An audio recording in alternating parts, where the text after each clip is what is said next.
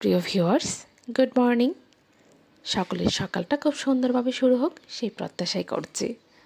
Viewers, যখন বইমেলায় ঘুরতে এসেছি তখন বইমেলার ইতিহাস জানাটাও জরুরি। হ্যাঁ ভিউয়ার্স, বইমেলার ইতিহাস স্বাধীন বাংলাদেশের মতোই প্রাচীন। ভিউয়ার্স, যতদূর জানা যায় 1972 সালের 8 ফেব্রুয়ারি শ্রী চিত্তরঞ্জন সাহা বাংলা একাডেমির বর্তমান হাউসের সামনের বটতলায় এক টুকরো চটের ওপর কলকাতা থেকে আনা 32টি বই সাজিয়ে বইমেলার গোড়াপত্তন করেন।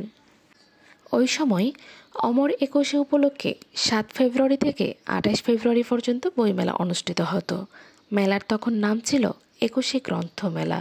প্রকাশকদের সংখ্যা বৃদ্ধি পাওয়ার কারণে বাড়ানো হয় মেলার পরিসর। সেই 32টি বইয়ের ক্ষুদ্র মেলা কালানুক্রমে বাঙালির প্রাণের বইমেলায় পরিণত হয়েছে লেখক প্রকাশক পাঠকদের মহামিলন তীর্থে। ভিউয়ার্স, আগে প্রতি বছর ফেব্রুয়ারি মাসের প্রথম দিন থেকে 21 ফেব্রুয়ারি পর্যন্ত গ্রন্থমেলা অনুষ্ঠিত হতো। এরপর ক্রেতা, দর্শক ও বিক্রেতাদের আবেদনের পরিপ্রেক্ষিতে 1984 সাল থেকে ফেব্রুয়ারি মাস জুড়ে এই মেলা নিয়মিতভাবে বাংলা একাডেমি প্রাঙ্গণে অনুষ্ঠিত হয়ে আসছে। প্রিয় ভিউয়ার্স, আমার বলা তথ্য যদি আপনাদের উপকারে আসে তাহলে প্লিজ লাইক কমেন্ট দিয়ে সাথেই থাকবেন।